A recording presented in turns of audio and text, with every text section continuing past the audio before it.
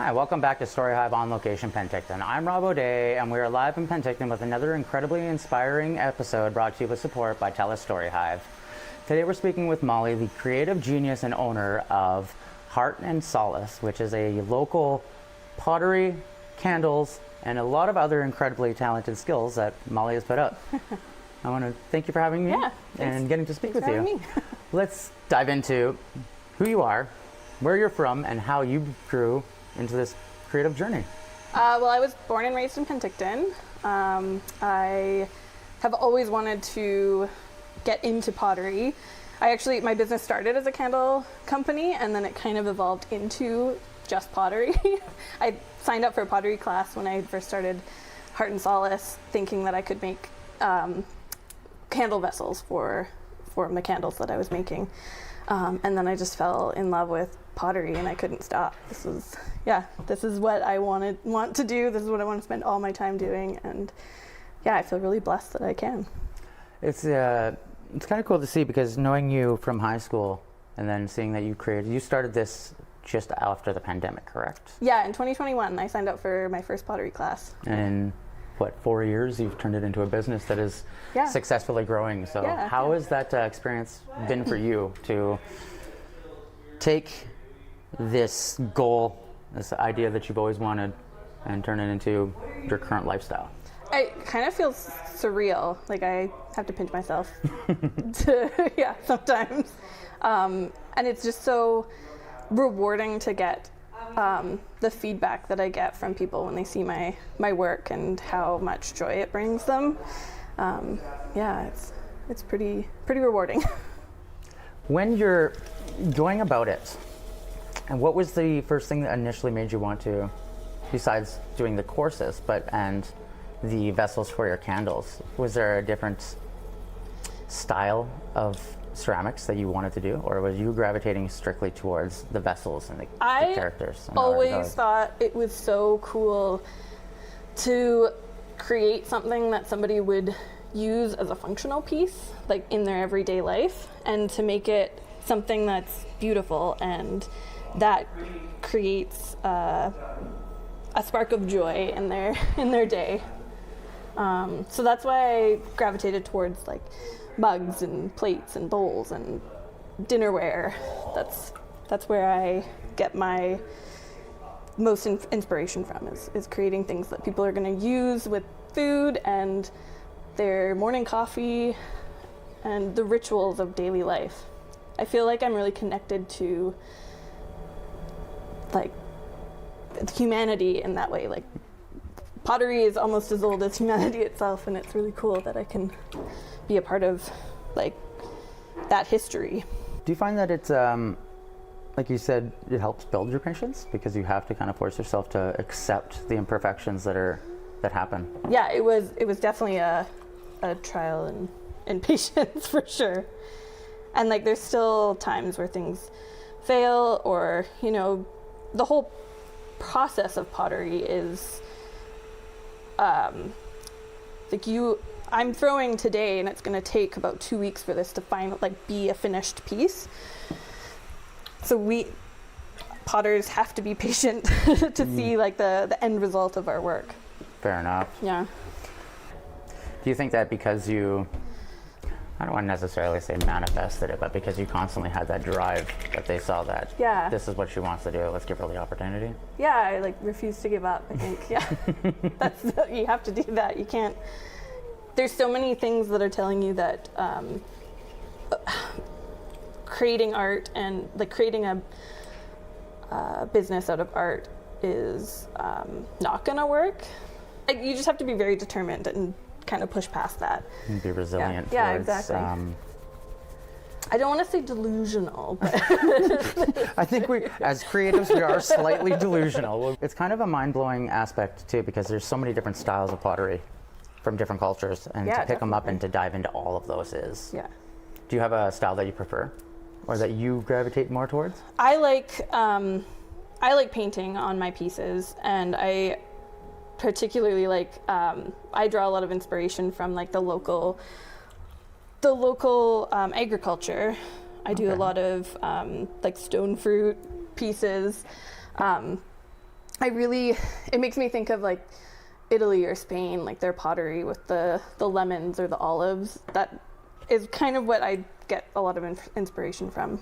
And those cultures have such a great community around food as well, that I like. That's what I envision my pieces will be used for in that same way, like in creating community. Yeah. And that's kind of like, that's why I love where we live. We live in this area that is just absolutely stuffed full of creative people. Yeah.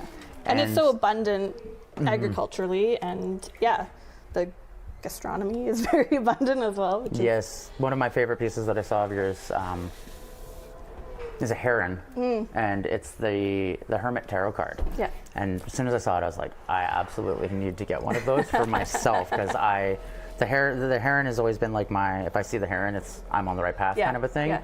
And tarot cards they're just such a fascinating concept to me. To date, what's been the hardest thing to overcome in becoming a successful pottery artist, like ceramics technician or artist? I think it's putting myself out there. I felt, in the beginning, I felt like I needed to ask permission to be able to sell my pottery. But the more I put myself out there and the more people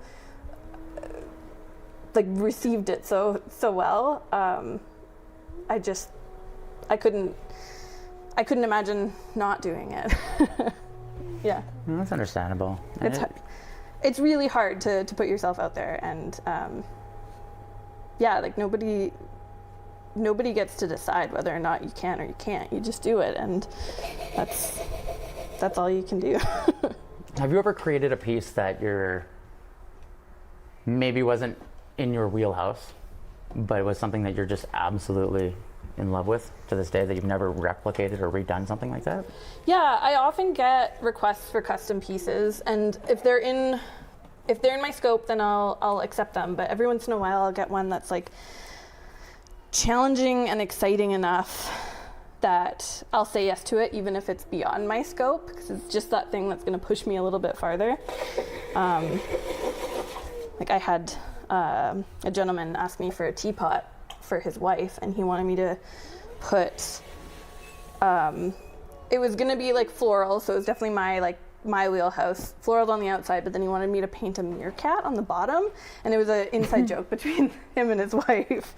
And I don't do animals very often unless they're birds. But yeah, that was fun, and it was just something else that I can say that I can do. I can imagine a teapot's difficult too. Oh yeah, definitely. Because when you get to the spout of it, how do you actually? It's like a feat of engineering for sure. You have to and they fail so often.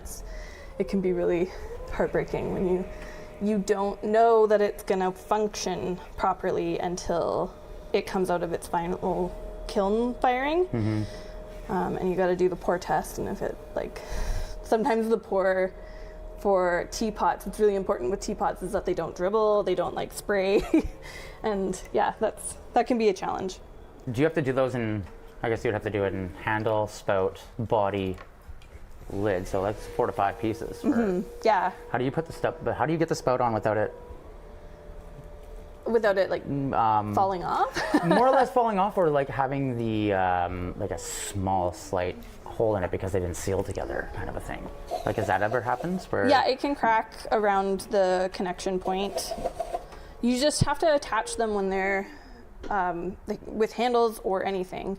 You have to attach the 2 pieces together when they're at the same dry level. And if one's wetter than the other, it's going to dry at a different rate than the other piece, and then that's when you get pieces falling off, which is always disappointing. Is that difficult to try and navigate how long? Because the body's going to take X amount of time, and then you got to do a spout, for example, and then you've got to make sure that there's the same dry consistency. Yeah. That's a time game that you're playing there the whole time. It is, and then it's also a seasonal game too, because wintertime and summertime, the air is so much drier with heat or outside heat or interior heat.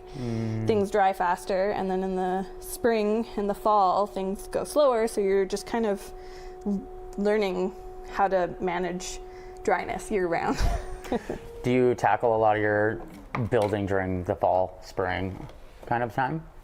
No, I just learn to manage the dryness. Like maybe I leave it for an extra day in the spring, or I'll like speed it up a little bit in the winter or summer. Okay. Yeah. So when you stepped into pottery and wanting to make it a career, and then going from this is something that's helping me heal and I'm learning to being, hey, I'm really good at this and I'm gonna start selling these at the markets. How was that experience putting yourself out there for the first time? It actually didn't take that long between me taking my first pottery class. I think I took it in February of 2021, I started. And then by May, I was selling candles at the farmer's market. And by May, or June, I think, of 2021, I started selling my first mugs that I had created that were nothing like what I make now. But yeah, it didn't take very long, and people were just so kind and excited about them. It really gave me the motivation to keep going. Yeah. I love that. Is there a specific piece that you've wanted to make but have always been like almost intimidated because the style's just like difficult? Like giant vases or things like that? I don't know. Like, I think it comes a little bit back to that delusion that I was talking about. Like, I feel like I could, now that I've mastered the base of this, I feel like I could. The first version of it might not be great, but the more I do it, the better it'll get, right? Yeah, I don't know if there's anything that I want to try that I haven't tried, and because I'm scared of it or worried it won't work out. That's a good thing then. Yeah. Because I mean, if you know that you could, if you try to do it, your skill set is there. Yeah. Because there's like tons of things that I know musically, I can't accomplish, kind of, but I've always wanted to, and those are like I know my limit. I will say, like, hand building is something that I don't really have the patience for, and sculptural stuff. That's like, this is fast, and I like that it's fast. I think I would have a really hard time working on something that requires a slowness and patience, and yeah. Does it soothe your mind, that repetitive aspect? Yes. Yeah. Okay, so you're Yeah. that's kind of like me too, where if you're focused on one big piece, you kind of get bored of it or irritated with it, as where if you know that you can just bang out a bunch of these things that you're comfortable with, it's a lot easier to just turn your brain off. Yeah, I feel good to see like a bunch of stuff all complete. Like it feels nice to have that like abundance around me, I guess. Yeah. How many can you get done in a day? Like if you're putting yourself in here and you're saying like, I want to work, say 8 hours, how many do you think you could bang out? I usually limit it to about 50 pieces a day. Oh, wow. Because then I have to like do the next step, and I don't like handling more than 50 mugs in a day. That's a lot. Or trimming or whatever the next step is. Do you have other full sets that you choose to dive into? I do 6 different designs at the moment, and I'm kind of always changing them. Like year over year, I'll replace one of them with a new design, but I'll do a full set of every design that I do. So yeah, peaches or cherries. Those are big right now. I love these brown ones over here, with the mushrooms on them. I'm getting a lot of good feedback on the dark clay. Like it's almost like a terracotta. Yeah. And that's another thing, because you hand paint, and when you have to, forgive me, I can't remember the other term, where you're actually putting it in the clay. What is that called again? The glazing. Yeah, glaze. Yeah. That's a whole other aspect too. That decorating pieces. It can be really simple, or it can be really elaborate. I'm kind of in between, I think. Yeah. Well, I mean, that's a good thing. And like your Penticton ones that you were talking about. Yeah, those ones are pretty elaborate. Yeah, and like that's a beautiful piece. Thank you. Like the concept of that is really cool, where you have the peach and then you have the actual like sign, which is like, that is Penticton. Iconic Penticton scene, yeah. Yeah, no, the other day we were at the beach, and funny enough, Amy walked up to this lady who was meditating, and I got a really good photo of them lined up perfectly with the Penticton sign. Oh, yeah? Lit up. Oh, With yeah? the sun going down and them meditating under it. And it's Oh, just yeah. like kind of exactly the same angle that you have. Yeah. That. And I'm just like, Penticton is, as much as like a person who was raised and tried to escape from it, I'm always like drawn back to it. And I think it's that Penticton is a very arts-based community, and I can't escape it because I love the beauty that is here. And you were saying earlier that this, like the valley has a lot of really creative people in it, but there's also a lot of people that appreciate creativity and art, which I think is one of the reasons why I've been so successful, is that it's been well received by those people. Yeah. That's true. And I mean, that's difficult with such a small demographic too, right? Like we have 38,000 people maybe at this point, right? Like maybe it's gone up a little bit more, but as soon as the summer comes, I can imagine that could be selling out at a market. Oh yeah, yeah. Well, I've heard that the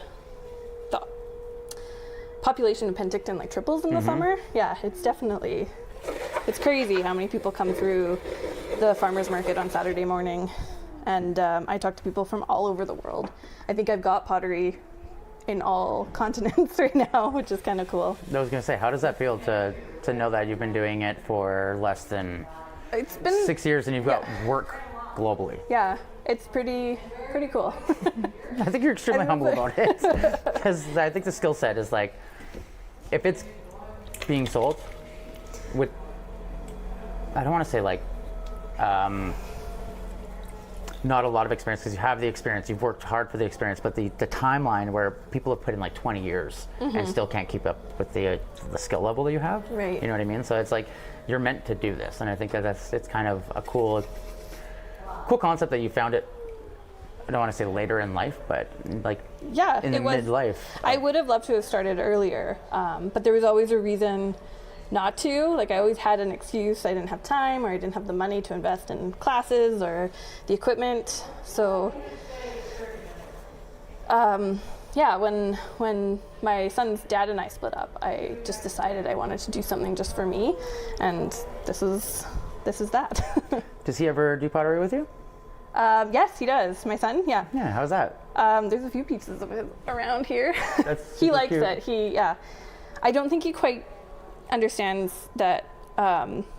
Maybe it's not, but he doesn't understand that it's pretty cool to have a mom that does pottery. Oh. I think it's just like a normal thing for him. But and that he has access to it. But he does enjoy it. He likes to sit at the wheel, and I'll center the piece for him, and then he'll pull the walls, which is what I'm doing right now. And yeah. I think that's absolutely beautiful, because the whole point of our show is to inspire the next generation. Yeah. So, and it is kind of like, if you have a parent who is creative, you take it extremely for granted. I think it's, but also it creates that possibility where I didn't have that growing up, where I had a parent that was doing something like this. And I think if I did, it would have just been, because it was normalized in my life, it would have been easier for me to pick up and start. So, yeah. Yeah, I was raised with a mom who did music, so that's why I gravitated towards yeah. it. And she is actually the one who showed me how to book shows, and so that's why I always just dove into that. But it was, if I would have seen the other practices that she has, because she does stained glass. Oh, cool. And that was Yeah. one that always was like, how do you do this? And it's like so beautiful, and it's like being involved with a creative parent makes you want to be creative. Yeah, and it opens up the road for you, like you said, booking shows. It's not something that's like easy to figure out on your own. When you're going about watching, like I'm watching you make it even, where when you watch it spin, it actually doesn't wobble.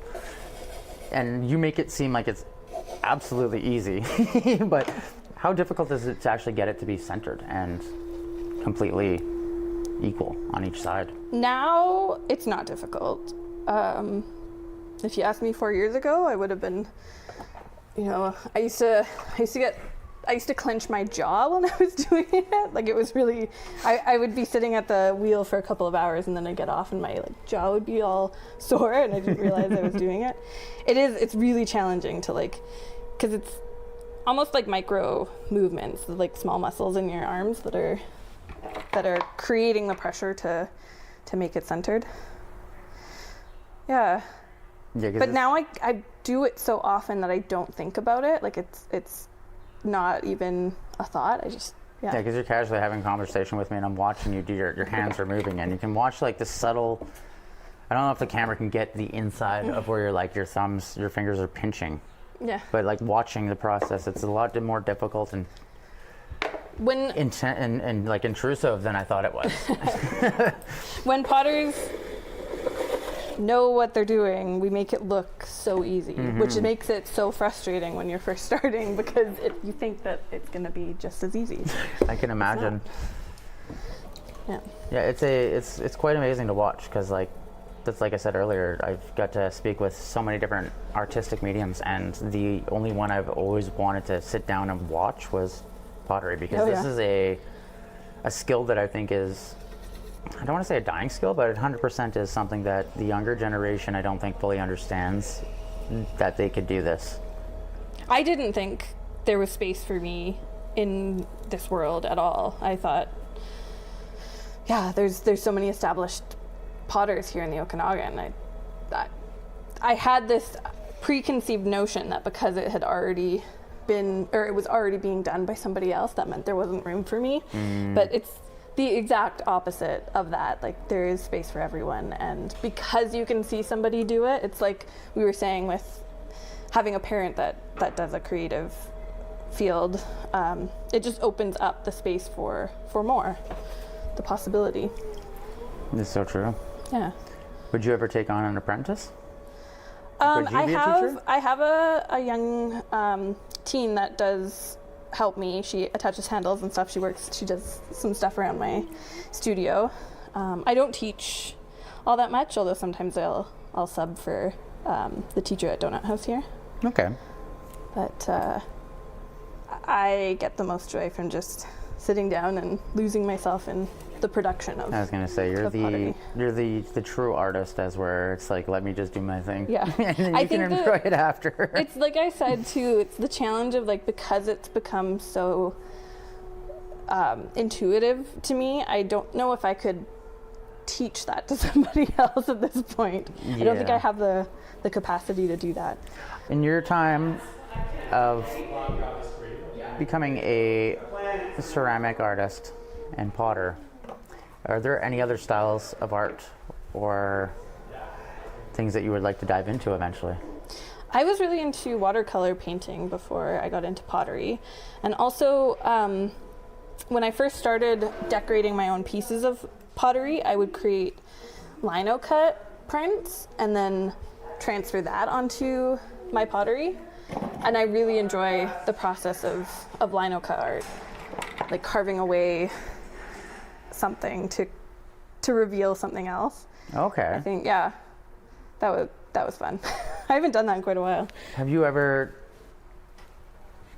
I guess you do, because it's kind of there. I was going to say, like, carving into it and shaping and like adding like features that come off the cups. Yeah, like carving away. I think that would be fun to try in the future, is to take a mug and then carve something into it. That more than sculpture. Like adding to it, Yeah, like yeah, take away. yeah. Yeah, I feel that I'm the same way, where it's like if you take away, subtraction is a lot easier than adding. Yeah. To something. Like revealing it instead And that's where I've always been like, I don't understand ceramic artists who can build these elaborate, like, decorative sculptures. I'm just like, how do you do amazing. that? It doesn't, my brain can't comprehend it. Yeah.